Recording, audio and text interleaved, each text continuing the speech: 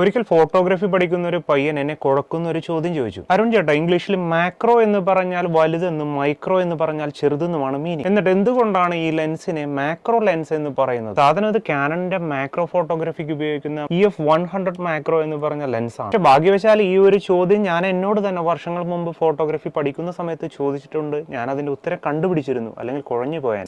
Macro photography എന്ന് പറഞ്ഞു കഴിഞ്ഞാൽ ഒരു വസ്തുവിനെ അല്ലെങ്കിൽ ഒരു ജീവിയെ അതിന്റെ റിയൽ ലൈഫിലെ വലുപ്പത്തിനേക്കാൾ കൂടുതൽ വലുപ്പത്തിൽ കാണിക്കുന്ന ഒരു ഫോട്ടോഗ്രാഫി ശാഖയാണ്. സബ്ജക്റ്റിനെ അതിന്റെ യഥാർത്ഥ വലുപ്പത്തിൽ കൂടുതൽ വലുപ്പത്തിൽ പകർത്തുന്നത് കൊണ്ടാണ് മാക്രോ ഫോട്ടോഗ്രാഫി എന്ന ആ ഒരു ശാഖക്ക് പേരിട്ടത്. എന്താണ് ഒരു മാക്രോ ലെൻസ്? ഈ മാക്രോ ഫോട്ടോഗ്രാഫിക്ക് വേണ്ടി ഉപയോഗിക്കുന്ന സ്പെസിഫൈഡ് ആയിട്ടുള്ള ലെൻസുകളാണ് മാക്രോ ലെൻസ്. ഈ ലെൻസുകൾ വളരെ ചെറിയ സബ്ജക്റ്റുകളെ വളരെ അടുത്ത് നിന്ന് ഫോക്കസ് ചെയ്യാൻ കേപ്പബിൾ ആയിരിക്കും. അത്തരം ചെറിയ സബ്ജക്റ്റുകളെ എൻലാർജ് ചെയ്ത് കാണിക്കുന്നതിൽ ഇത്തരം ലെൻസുകൾ വളരെയധികം കാര്യക്ഷമമായി പ്രവർത്തിക്കും. നിങ്ങൾക്ക് മാക്രോ ഫോട്ടോഗ്രാഫി, മാക്രോ ലെൻസുകളെ കുറിച്ചുള്ള സംശയങ്ങളെല്ലാം തീർന്നെന്ന് ഞാൻ